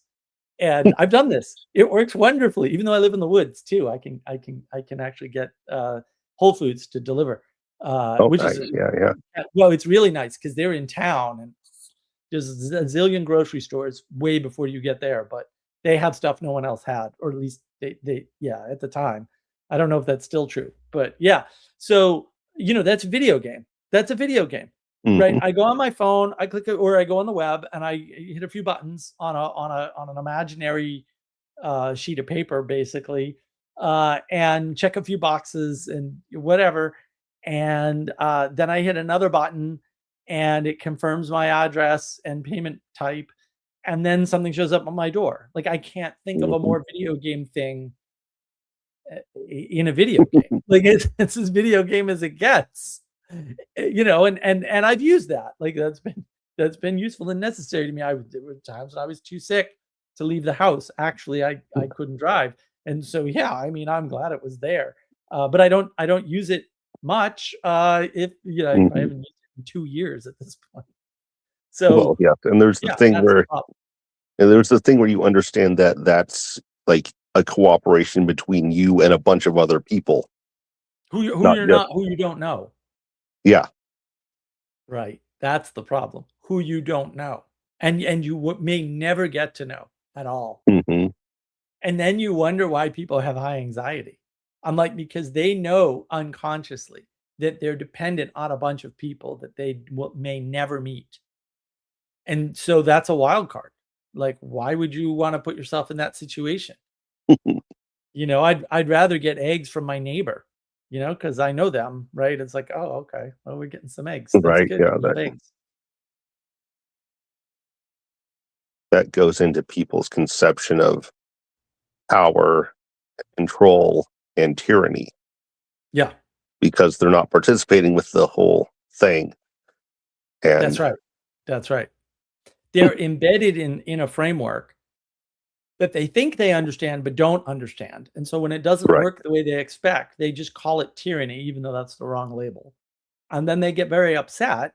And like, fair enough. Like if I were, told this worked a certain way and it didn't work a certain way, there's a certain that is technically how you are upset. That is correct. Mhm, That's correct response. Right. But the fact of the matter is you didn't realize you were embedded in a hierarchy and you're just at the bottom of that particular hierarchy. And if Amazon sends you the wrong stuff, they sent you the wrong stuff. And yeah, there's ways to mitigate that, but it should still upset you that they screwed up. Their system doesn't work. Um, mhm, it is what it is. And if you went to college and you didn't get a 100K a year job like you were kind of told, maybe not directly. This is the problem. mhm, We get a lot of signals indirectly. We get a lot of images indirectly from the TV, from advertisements, from the way people talk and what they say, and how mhm. a 30-year-old looks to a 15-year-old. Well, it looks like they just go to work and they make 100K a year. It's like, well, but they didn't start that way, and they didn't talk about their starting, did they? And they didn't Mhm. teach you how to start something and how to Right, progress yeah, within a thing, within a system. And so you don't understand how to start in a new system and progress in a system. And you're just expecting that when you get out of college, someone's going to give you $100,000 a year job because that happened to someone. Okay, but that's not you. Like, and you're not. It's weird because on the one hand they go, "Oh, those stupid NPCs." On the other hand, they want to be an NPC. They just don't realize it. They're like, "Well, I want to right, yeah, yeah, graduate college and get a 200K a year job out of college like that guy did." Well, that would make you an NPC, you moron. right, right. No, you don't. You hate NPCs. Make up your mind. Yeah, right. You want the promise of the NPC, but you don't want to Mhm. be the NPC at the same time. Right, right, yeah. It's the and that also relies on the equality doctrine that Yeah, that's this right. is a mechanical process that works the same for everybody, and Right, and then you get into King's North, it's all a machine. What? No, it's not. Like, there's nothing machine-like about it, and even if it was, Elon Musk is creating a new machine, like several, actually. What does that say about your machine theory? Like, what utility does machine theory have if people are creating new machines that work differently? Like, what are you saying about the world now? Nothing. That's what nothing. You're right, not yeah, yeah, yeah. maybe, who cares? Like, I don't it's not something you're gonna be able to you put your head around because it's not stable. So, Mhm, the fact that it has a stability, and they like, or even just people talking about the myth of World War II, which I have a video on, of course, breaking down. It's like, I mean, myths don't break down. That's not like it's not a machine. Like, machines break right, down. yeah, Myths yeah, don't break down. Sometimes people break down, right? That's a different mhm, problem. We're not talking about yeah, the same thing at that point, right? And so, when you've subverted the the systems you're embedded in by reducing them to machines, you destroy the world. Like, that's mhm, all, right? Because maybe those things you're seeing as machines are required, right? How Mhm. many people do you think require grocery delivery now? Because it's not 0. Yeah, It but was when I was young, and I look, right. I don't No. wanna say, "Oh, grocery delivery is bad." I actually signed up for ShopLink back in the day, which was as far as I know, was the first online grocery delivery service in the world, okay? Mhm. So we were signed up for ShopLink, and you had to use your modem and dial into their system. They weren't on the web, uh, as far as I remember, they weren't even on the web. You had to dial your modem, and go to their bulletin board system basically and select your groceries, and then they would deliver them with dry ice right onto your porch with a lockbox thing and everything. So that was in the 90s, like when I had my Mhm. first house. Like that was a very long time ago. It was like 97 maybe, something in that range. Um, Right. so, And like, I'm not like, I mean, we were double income, no kids at the time. Terrible idea. So many mistakes, so many mistakes. Don't do any of this, please. Um, so, it's not like I'm like, "Oh, grocery delivery bad or anything," and it worked for us, but, Mhm. and there were other problems, like, we both loved to play Quake World and, 244 in particular, and we both get on the computer and try to win. That was not wonderful. I mean, oh, my girlfriend plays video games like I do. It was like, but is that and then later on, like, my buddy and I would be on, World of Warcraft, which I didn't play a Yeah, lot of, yeah. but I played way too much of, for sure. Mhm. And we'd hear the fights because the parents of the 3 children were Mhm. arguing with one another.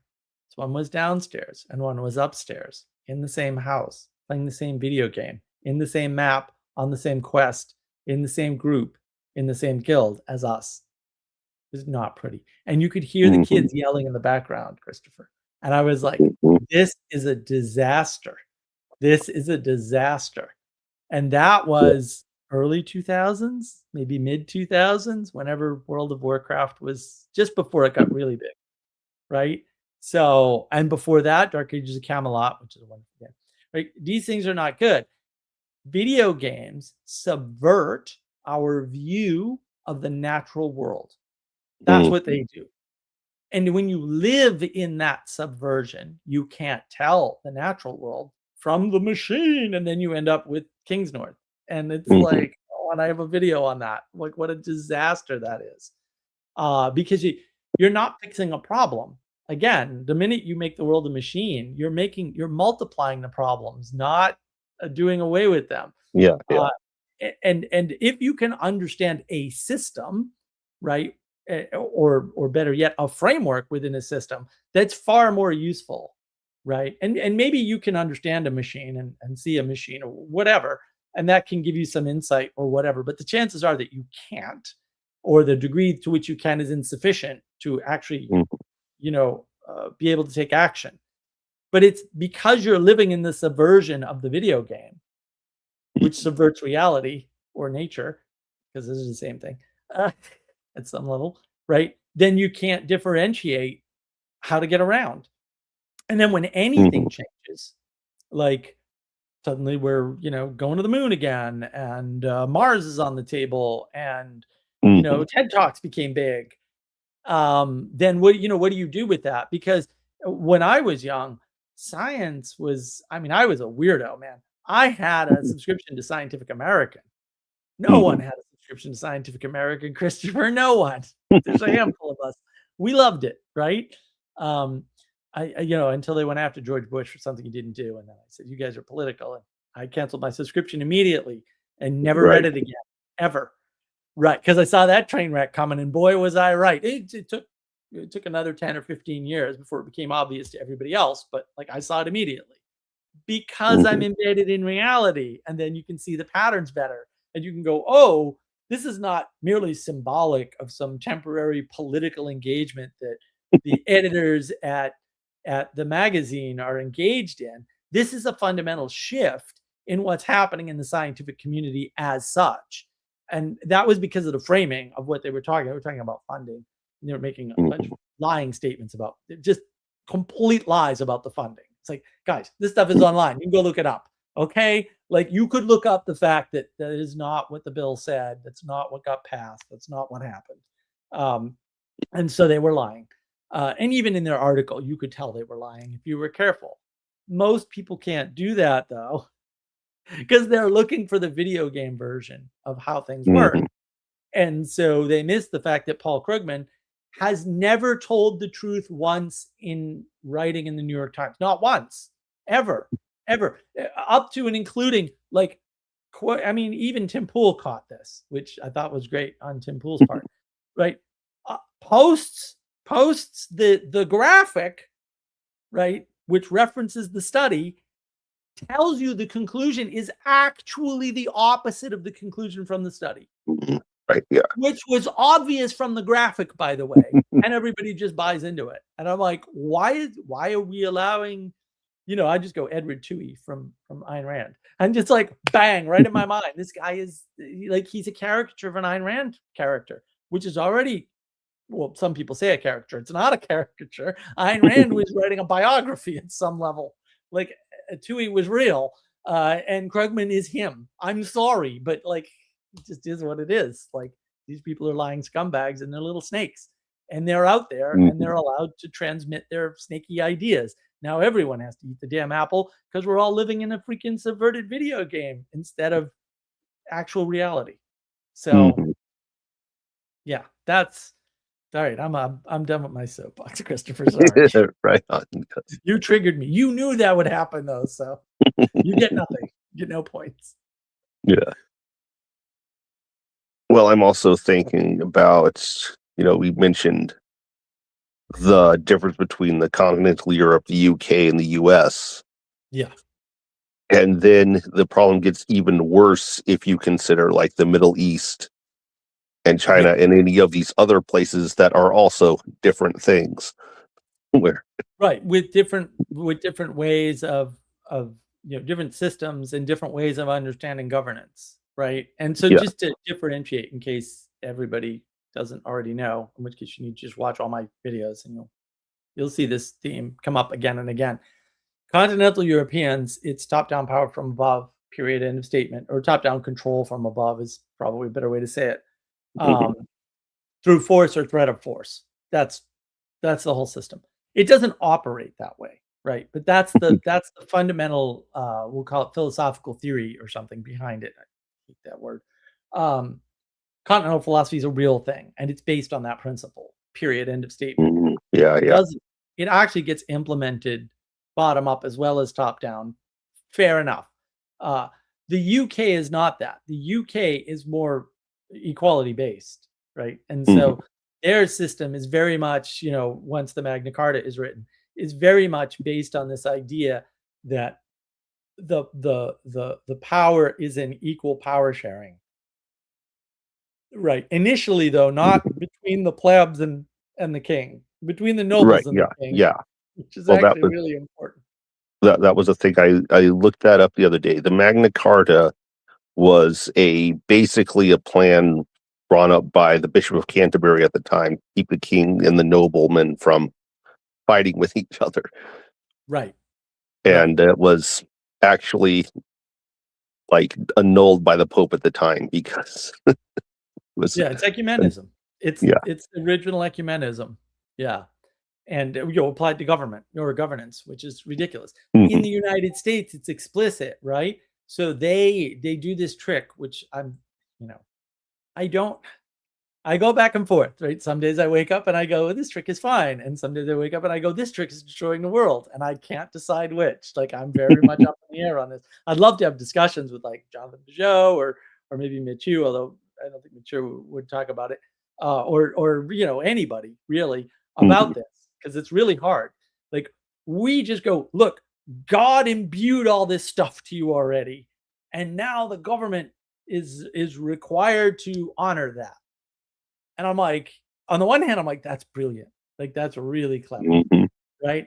On the other hand, it has this smell to it, if you will, of you book God. And I don't like that because that has been a catastrophe, like a flat pack Hmm. bad, no redeeming qualities, nothing good has come out of that. I'm not just saying that. Like these these discussions are not new to me. I've been having them for decades.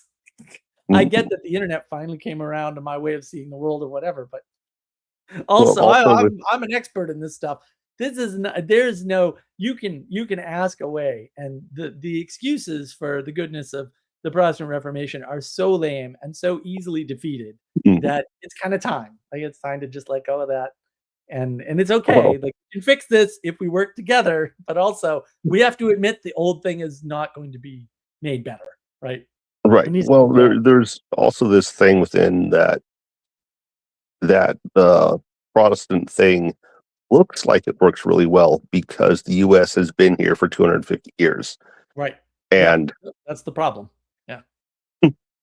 so and because if you don't remember anything before that, then you might think that this is the best thing ever. This is the perfect thing Yeah. that we finally Yeah. hit upon. But Right. Right. But I think the thing that sort of put a scare into me, like a big time scare, was realizing that we used to invest in infrastructure, even in this country, even in the mhm, United States, and we're no longer doing that, right? Because investing in going to Mars is not investing in infrastructure. And part of investing in infrastructure is building the original Penn Station. If you haven't seen pictures of it, you got to pull it up. I think there might only be one actually, but there's a picture of Penn Station before they destroyed it the first time because it was privately owned. Right. This is where it all falls apart. Like what should and shouldn't be privately owned. In Christendom, privately owned things are fine because it just turns out nobody privately owned anything.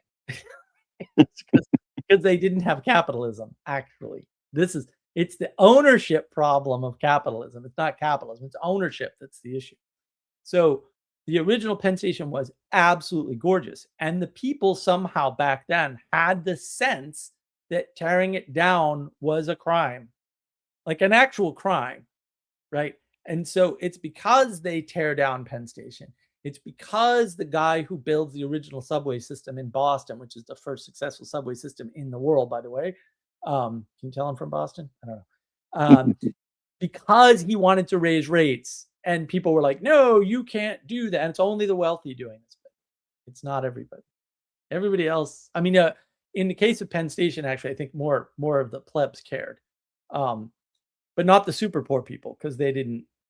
They couldn't afford to take a train anywhere anyway, right? They weren't going near that place. They were stuck in the ghettos. But the government starts to take over, and it's very hard. Like, who am I, right? Should the government have taken that over or not? Like in the subway system, it's easy. No, they shouldn't have taken over the subway system in Boston. Obviously not. mhm, That was a complete catastrophe. The thing went downhill immediately. Uh, the people did it because they didn't want the fares to go up. The government takes over and immediately doubles the fares because they can't run it because the government can't run anything, right? Like the government is just mhm, terrible at running systems.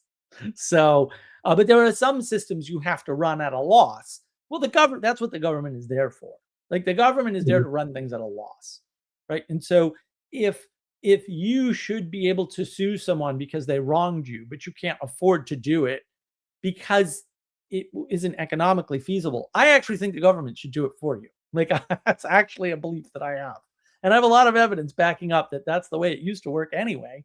And the mhm, fact that no one wins and the loss is a communal loss is a plus in my mind, not a minus, right? And so you can point back at any great achievement, right? You can say, all right, well, building a cathedral is a community effort that requires a community loss, along with the nobles are still giving their money for this, right? It would technically nowadays be considered charity, right? And the church would solicit wealthy people to give them money to build a cathedral in a place that they didn't live. And the nobles would actually do this, which is really puzzling, actually, if you think about it. Like, how do you mhm. know it's not a machine, Mark? Let me count the ways. There's number one right there. Why the hell would anybody ever start a charity that doesn't benefit them. In a machine, Right. that would Yeah. not ever happen. So we don't live in a machine. See how easy this is? It takes 2 seconds Yeah. to develop this garbage way of thinking. So what happens in the US is that we don't have any more beautification projects. We did in the 50s, right? I've been to Boulder Dam.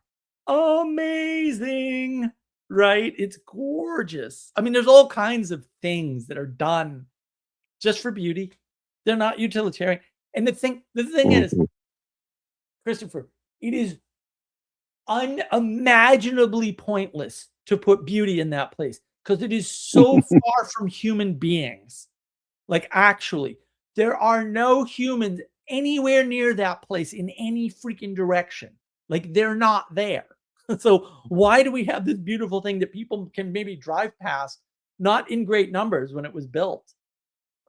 But it's gorgeous. Like, it's really pretty. I have amazing pictures of it, right? Like, you can't explain that in a machine. That makes absolutely no it makes anti-sense in a system.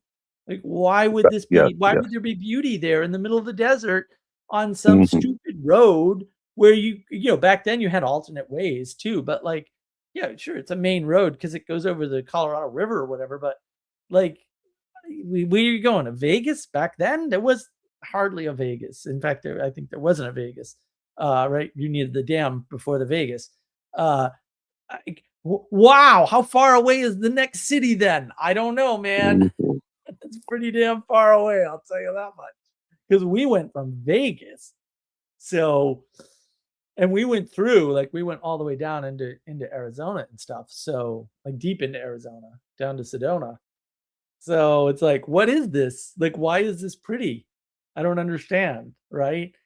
But we're not building anything on that scale anymore, right? The last big project I heard of that was supposed to be really pretty was or not supposed to be really pretty, it was just supposed to be really impressive, was the underwater delivery system for New York City that they upgraded, which is Mhm. it's a technological marvel, like much like the Erie Canal or something, which just, doesn't exist anymore or it exists in pieces. We're not keeping these things. Like, they're Mhm. all going away. What I don't understand what that means personally. Like, I don't get it because 'cause I'm embedded in it, so I don't really expect to be able to understand it fully. But Mhm.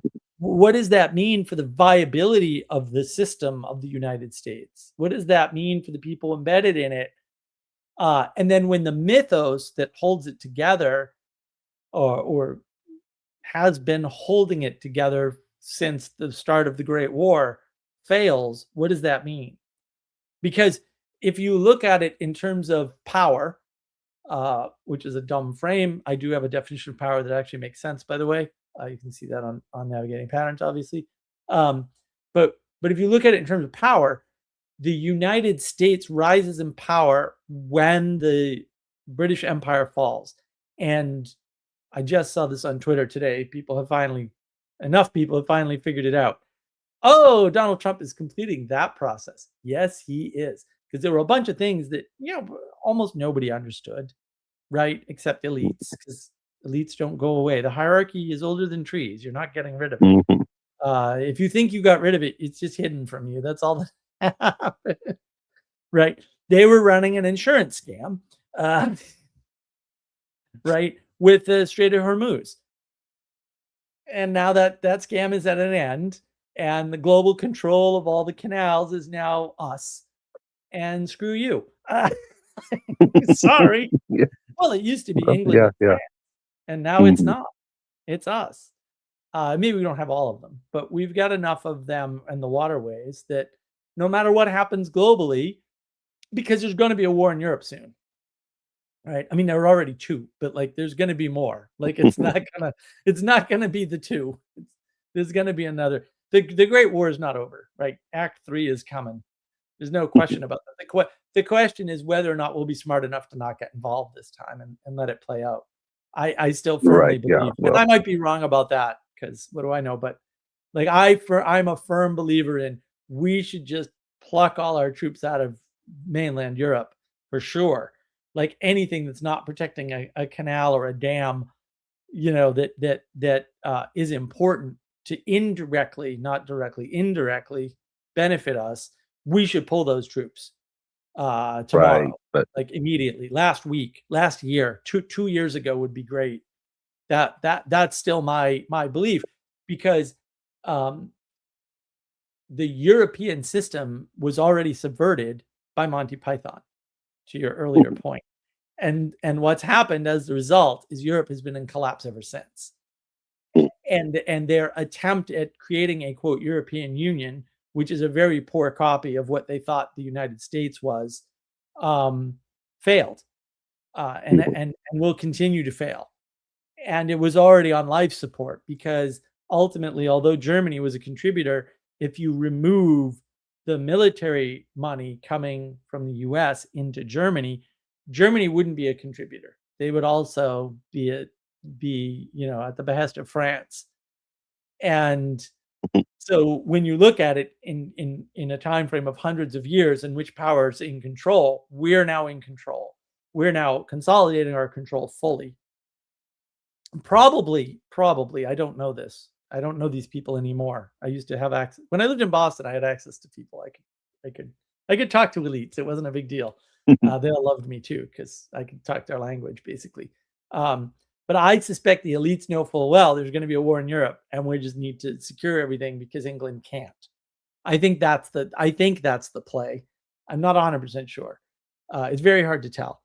And I don't like guys like Burlingame who change their name 6 times and pretend like they know something about this stuff, even though there's no evidence to back up his claims that his family's been involved in this war for hundreds of years. I don't I don't think so, buddy. But he's got a surprising number of things correct, so it's always hard to tell. I can't tell. Like, I can't tell. I'd yeah, I'd yeah. have to have contact with, some of the Mayflower kids or maybe the Forbes family or something, and, I'm gonna be on the Cape on Friday, so maybe I'll run into one of the Forbes family or the Kennedy Jasons or something and figure all this out. But I doubt it because I'm not there for that. But Right. if if Yeah. if if they're there and they see the video and they wanna hit me up and explain it, that would be wonderful. We'll go to Hyannis somewhere. We'll do a bar thing. I'll have a soda. You can tell me all about it, and then I'll know what you guys are all thinking again. Um, but yeah, it's hard to know. But I think the problem is that if you now subvert the global world order, which is the World War II myth, for better or for worse, Mhm. like whatever I may think about it, which is not much, it was the global world order. And that wasn't a bad thing because you need a global world order, um, at least post 1915. And if you don't know why it's post 1915, you're not in the game. I'm just, and if people you talk to don't know why it's post 1915, they're not in the game either. They're posers. They're posing. Um, it's actually pre 1915 to be fair, but whatever. It's the early 1900s. Globalism happens. Before that, there's no globalism. The globalism that exists then is way better than the globalism now, and there's way more of it. And people don't understand, and that's because it was under the British Empire. Right, because the Mhm. British Empire hadn't disintegrated yet. So, you needed something to replace that once it came into the world, we'll say, right? And so the US Mhm. has been slowly, but, too slowly replacing it. The interim fix, was the World War II mythos, which is not a mythos that was born of World War II. It was a mythos that was born before that, based on the combination of this battle between the German and French philosophers. So it's a hybrid philosophy that we've adopted in the US because everyone was still looking culturally to France, right? They were looking economically to England and culturally to France. And France has been a dumpster fire for, hundreds of years. I think it's Versailles. I can't prove it, but I'm fairly sure it's Versailles. You build Versailles, you set the auto destruct on the whole world, because everyone's following France for everything, and then everything, every bad Right. thing in Yeah. history happened at Versailles for some reason. I don't. Everything that happened at Versailles was bad historically too. I don't understand that. I don't. I mean, I have my theories or whatever, but like that happened. You can just look it up. Right. And so what does that mean? Or more to RJ's point. So what does this all mean for the audience's understanding of what is subversion and what subversion does subversion do? Well, look, when you engage in something that destroys an order or an ordering, you do Mhm. not engage in something good. And when the order gets subverted, say in France by the French Revolution, that's 5 republics, guys. Uh, yeah, and they were copying us, and we've had one republic for 250 years, more or less intact. I mean, we Mhm. could nitpick about things, and certainly we need to stop electing senators directly and stuff like that. But that's a different live stream where I could easily make that case and make it stick. But ultimately, you are destroying a system you depend on as a parasite. And so if you don't want to be parasitic, you contribute to the system you depend on instead, and you have your carnival once a year or maybe twice a year. Mhm. That's what you do, right? So this is the difference between opponent processing, which is subversive, and cooperative processing, which is not. Sorry, Dr. Verveke. Also, you're completely backwards on that, and I don't know why you don't see it, because oh my god. Like, really? That's what you haven't figured out? Wow. Okay. Moving right along. Yeah. So, yeah, probably 2 hours, right? So we should probably wrap it up anyway. Mhm. How would you sort of go about helping RJ out on this, who's actually helping us? But don't tell anybody he's being subversive. Well, I mean, I think that's the kind of the conclusion here is that the hierarchy is inevitable. And so if you try to subvert it, you're going to make everything worse. Yes. Yes. Yes. And it's not like there aren't ways to climb the hierarchy for some people, but maybe that none of those people are you, right? Right. I Uh, mean, and if you're not climbing the hierarchy, you don't tear it down because of that. You know, exactly. Exactly. And you don't climb it to tear it down either, which is another exactly. thing Yes. people have Yeah. been doing, right? Like Tony Yeah. Blair in particular. Like if that isn't somebody who climbed the hierarchy to destroy it, and Right. the reason why he wanted to destroy it, to be a little bit fair to his retarded idiocy, because he's a retarded idiot, was that he wanted a global world order, and he saw a way to get that. And in doing that, because at one point I actually read an article where like he was slated to become the first president of the global government. And I was like, what? That's his plan? Like that's a stupid plan. But that would have restored Britain back to the top of the pile at a time Mhm. when they were clearly losing, like everything was slipping and they could see it. Like things, it was already inevitable by the time they could. This is the problem. A lot of things, by the time you see them, are already going to play out. There's nothing you can do. And the fact that you saw it late just means you're late to the party. And whatever. That's most people on most things. Don't get all upset about it, right? Just deal with the fact that these are the cards you were dealt, right? And Mhm. so, yeah, the problem with subversion in whatever way you implement it is that you only have so much time, energy, and attention, and you can only put it towards so many things, right? And only Mhm. one thing at once. We'll say, multitasking aside. And what that means is that if you're putting too much of your time, energy, and attention towards subversion, you are opponent processing. In other words, you're Mhm. destroying the things that you depend on. Because it turns out, Yes. little secret, not everybody knows this for some weird reason. Not everybody knows this. I've discovered this. Not everybody knows this. Uh, you are embedded in a world that pre-existed you with all Mhm. these systems and other people, and you just can't do anything without affecting all of it. Like you just can't. How much you affect it is a different problem, and the things closest to you affect more, and the things further away from Mhm. you affect less. Sorry, I don't know what else to tell you about the natural order of the world, but also that. Yes. Yeah. Um, so when you aren't participating in revivifying the things that brought you the things that you have today, right? In other words, of course you don't need science. How did we get science? We got science through something before science that gave us Mhm. science. So you don't need science to build this world because that thing built the world, not the science, right? Common Mhm. confusion. I understand common confusion. But if you're not contributing to that, if you're not revivifying it, and I would argue that in the 50s, the United States flipped and is no longer revivifying the things that made it great. Um, what's the make America great again? Well, why would you need to do that, Mark? In the 50s, when we stopped making things great in this country. Isn't that a weird coincidence? It's almost like my framework fits everything or something. Set that aside. It could be a coincidence. Could be a coincidence. Right. That message resonated. Weird. Very strange. Can't explain it. Total mystery to me. Right. And that's because we're exiting the age of subversion. But unfortunately, we're exiting into chaos. We're not exiting into order because we've already destroyed the hierarchical order.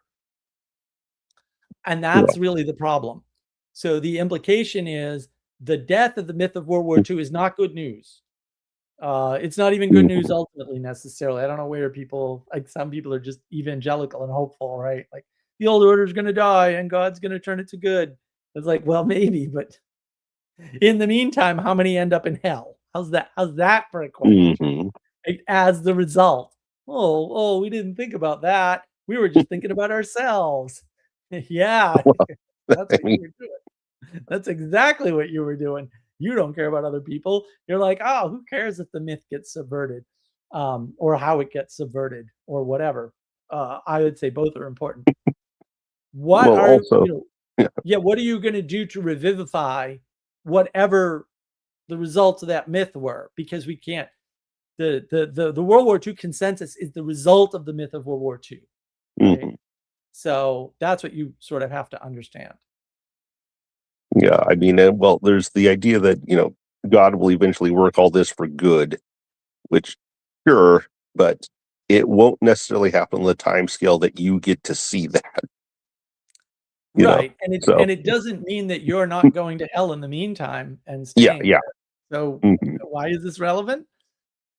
That's that relevance realization. I wonder why Yes, Vervaeke talked yes. about relevance realization. Well, that's why, because in that evangelical attitude, particularly with the fundamentalists, which most people, to be fair, are now fundamentalists, um, it's an open-ended problem. Oh, this doesn't solve the problem for me. It might solve the problem for future generations or something, maybe. But even if I see it in my lifetime, that doesn't mean I'm going to be on the right side of that equation. And what do we do? Oh, relevance realization. That's what we do about that. We better figure out real quick how and where we fit into this picture, which would solve the domicide issue. So that's why the subversion is important, because you've subverted house and home, you've subverted family, you've Yep, subverted yep. the gender binary, right? So, in other words, all the foundational things, you've subverted the hierarchy with equality doctrine. You've subverted all the foundational things. The problem with subverting foundational things is that you no longer have a foundation, and now you can't build things. And I think that if you were looking at this as a cosmic battle between good and evil, that's what evil would do, right? Like if I were fundamentally evil, like say I would like Satan or something, I would like do exactly that, undermine the foundations so that even if the humans wanted to build something, they couldn't. Right, just to play a little screw tape here. So that's what you see, and you see people justifying it with, well, but it's all going to be like God's going to sweep up the mess when we're done, and it's like, it's like, well, probably, but how much of a mess does he have to clean might matter, right? Particularly to you if you're part of the mess. Yep, yep. And why are you letting other people be part of that mess? Shouldn't you, as a good quote Christian or whatever, be making sure that doesn't happen to them? Isn't that don't you have to do something in the world? Yeah. It's not a death cult, guys. It's really not. Don't make it into one. So yeah, so that's it. You get any other sort of closing statements here? No, I think that wraps up everything very nicely. All right. Well, look, thank you, Christopher. I hadn't really dived into most of this stuff before, and it's always nice to get an outside perspective to help me orient on what people are seeing and how they're seeing it, so that I can reframe everything, which seems to be very easy for me. Thank goodness for that. The problem is always figuring out what are people missing? Why are they confused? What is so hard about this? This shouldn't be Hmm. hard. Like life should be relatively straightforward to understand, as long as you're not trying to understand like too much of it, which is what Right. we're Yes. very much suffering from lately. And yeah, I thought the Father Eric's live stream last night was really good, even though he shortened it. Driving to Yes. Yeah. DC, gotta go to bed early nonsense. These weak people that need Yeah. sleep. Disgusting, disgusting. Yeah, so check out Father Eric Sight's channel. I'll probably paste it in the description at some point. And check out some of the other videos on navigating patterns, because this is the stuff I'm talking about. And Yeah. if you have stuff, you can always reach out to me, and particularly on the Mark of Wisdom Discord, but also any number of other ways online. I'm on X. I'm on all the craziness, Facebook, all that stuff, and maybe we can do a discussion. All right, Christopher, thank you so much, and everybody have a great day. I am on vacation ish for a couple of Fridays, so the live streams will not be live, but there will be content at 7 p.m. Friday Eastern. And I still have my release schedule, which I will hold to because I have videos in queue. So that's all done. And I hope you guys take care of each other and yourselves. Have a wonderful, wonderful beginning of the summer.